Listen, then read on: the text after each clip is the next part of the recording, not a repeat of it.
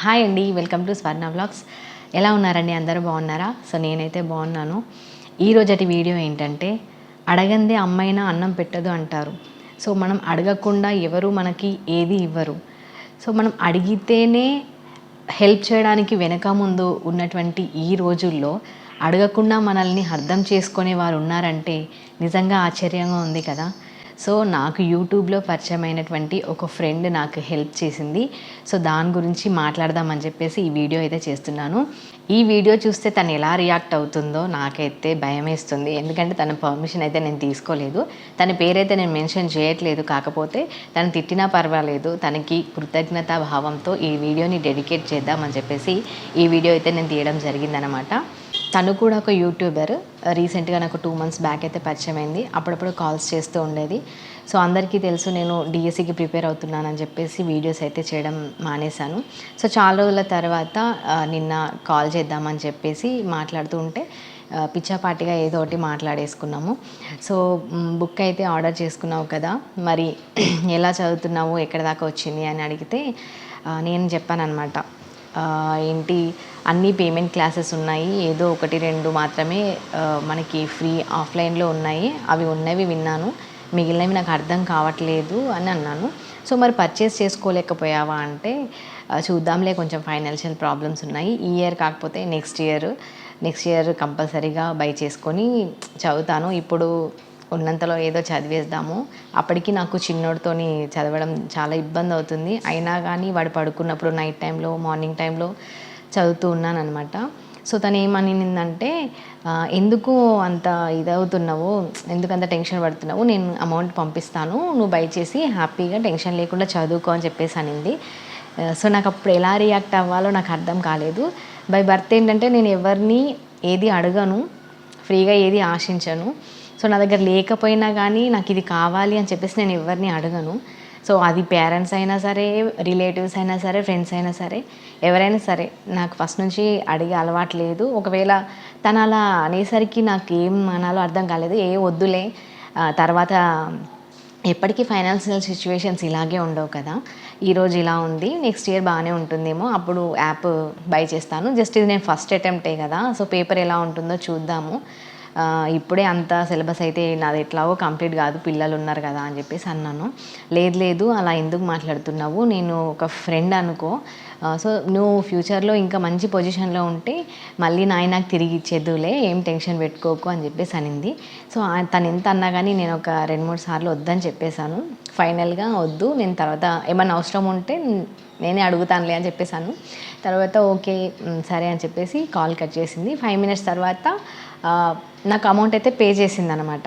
నాకు ఇంకా అసలు అంటే సిచ్యువేషన్ అది, చదువుకుందాం అనేసరికి డబ్బులు లేవు, ఏంటి నా పరిస్థితి ఇలా అయిపోయింది, ఏదైనా యాప్ తీసుకుందామంటే సో ఒక్కొక్కసారి చాలా టైట్ పొజిషన్ అవుతుంది. కానీ లైఫ్లో ఇంకా ఎన్ని కష్టాలు వచ్చినా, ఒడిదుడుకులు వచ్చినా అలాగే ఉంటూ ఉంటాము. పైకి స్మైల్ ఇస్తూ దానికేంటి యూట్యూబ్లో వీడియోలు చేస్తుంది, హ్యాపీగానే ఉంది, నవ్వుకుంటూ సినిమా డైలాగులు చెప్తుంది. సో ఎందుకు చెప్తున్నాను, ఇంత కష్టమైన ఎడిటింగ్ ఎంత కష్టం, యూట్యూబ్లో వీడియోస్ తీసి పెట్టాలంటే అది ఎంత కష్టమో ఒక యూట్యూబర్కి మాత్రమే తెలుసు. జనరల్గా బయట చూసే వాళ్ళకి ఎవరికి ఆ కష్టం అనేది తెలియదు. ఎందుకంటే నేను పడుతున్నాను కాబట్టి ఆ స్ట్రగుల్ నాకు తెలుసు. సో పైకి నవ్వినంత మాత్రాన లోపల బాధలు ఉండవు, సో వాళ్ళకి కష్టాలు ఉండవు అని ఫైనలైజ్ చేసేయకూడదు. ఎందుకంటే ఇంత కష్టపడి నేను చేస్తున్నాను అంటే ఏదో సరదాకి టైంపాస్కి కాదు. సో ఈ విధంగానైనా నా ఫైనాన్షియల్ ప్రాబ్లమ్స్ నేను సాల్వ్ చేసుకొని నా పిల్లలకి ఏదైనా ఎర్న్ చేసుకోవద్దామనే ఉద్దేశంతోనే నేను ఛానల్ని స్టార్ట్ చేశాను తప్ప ఏదో టైంపాస్కి మాత్రం స్టార్ట్ చేయలేదు. చాలామంది నన్ను అలా అంటే నెగిటివ్గా మాట్లాడటంలో రిలేటివ్స్లో కానీ ఫ్రెండ్స్లో కానీ ఉండొచ్చు. మనకి చెప్తే తెలుస్తుంది, ఒకవేళ చెప్పకుండా మన వెనకాల ఎన్ని మాట్లాడుకుంటారో మనకి తెలియదు కదా. సో ఎవరు ఏమీ అనుకున్నా, మనకి బాధలు వచ్చినా, మనకి కష్టాలు వచ్చినా ఎవ్వరు తీర్చేవారు ఆర్చేవారు ఉండరు.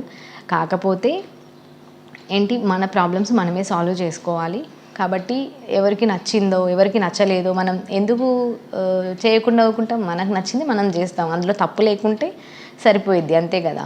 ఇంకా తను అమౌంట్ వేసేసింది, నాకు అసలు ఏం చెప్పాలో అర్థం కాలేదు. ఒక్కసారి నేను ఇంకా అప్పటి నుంచి కూడా అసలు అంటే అమౌంట్ అది ఎంతైనా కాకపోవచ్చు, లేని సిచ్యువేషన్లో ఇప్పుడు కడుపు నిండా తిన్నవాడికి ఆకలి విలువ ఏం తెలుస్తుందండి? కడుపు మాడి ఉన్నవాడికి మాత్రమే ఆకలి విలువ తెలుస్తుంది. సో తను అలా వేసేసరికి అయిన వాళ్ళే అసలు పట్టించుకోని సిచ్యువేషన్స్లో 10 రూపాయలు కూడా ఇవ్వాలంటే ఆలోచించే సిచ్యువేషన్స్లో నువ్వు చదువుకో, ఇంకేమైనా కావాలంటే నన్ను అడుగు అని చెప్పింది.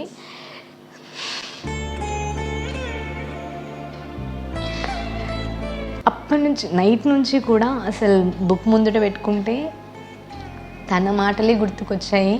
అసలు ఇలా కూడా హెల్ప్ చేసే వాళ్ళు ఉంటారా అని చెప్పేసి చాలా ఎమోషనల్ అయిపోయాను. సో నా కన్నీరే తనకి కృతజ్ఞత భావము.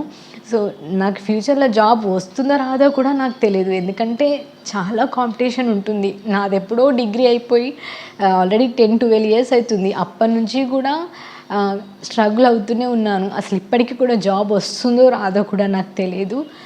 బట్ నేనున్నాను అని అయిన వాళ్ళే దగ్గరికి రానప్పుడు, సో ఎవరో తెలియని ఒక వ్యక్తి 2 months కింద పరిచయమైన వ్యక్తి, నేనంటే ఏంటో తెలియని కూడా ఒక వ్యక్తి హెల్ప్ చేసిందంటే, సో నిజంగా ఇలాంటి వాళ్ళు కూడా ఉంటారా అని చెప్పేసి నాకు అసలు నైట్ నుంచి అసలు నిద్ర పట్టలేదన్నమాట.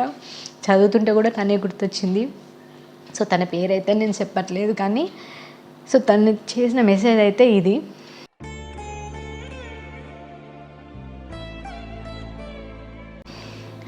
సో ఎలాగైనా నేను థ్యాంక్స్ చెప్పను అని చెప్పాను, ఎందుకంటే ఇంకా నేను తనని ఫ్రెండ్ అని అనుకుంటున్నాను. ఫ్రెండ్కి మనం ఎట్లాగో థ్యాంక్స్ చెప్పాం కదా. సో ఫైనల్గా రిజల్ట్ ఎలా ఉంటుందో తెలియదు.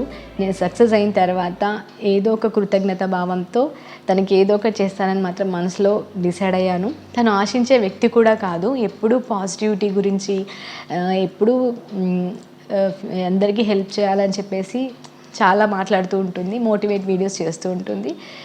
సో చాలా thank you so much dear, thank you so much. నేను ఈరోజే యాప్ బై చేశాను, క్లాసెస్ కూడా స్టార్ట్ చేశాను. సో ఫైనల్గా సక్సెస్ అవుతానో లేదో కూడా నాకు తెలీదు. బట్ ఇది మాత్రం, ఈ సిచ్యువేషన్ మాత్రం నా లైఫ్లో అసలు మర్చిపోలేని సిచ్యువేషన్ అనమాట. ఇలాంటి సిచ్యువేషన్ మళ్ళీ నాకు వస్తుందో రాదో కూడా తెలియదు. ఈ ఎక్స్పీరియన్స్ని మీ అందరితో పాటు షేర్ చేసుకుందామని చెప్పేసి ఈ వీడియో అయితే చేస్తున్నాను.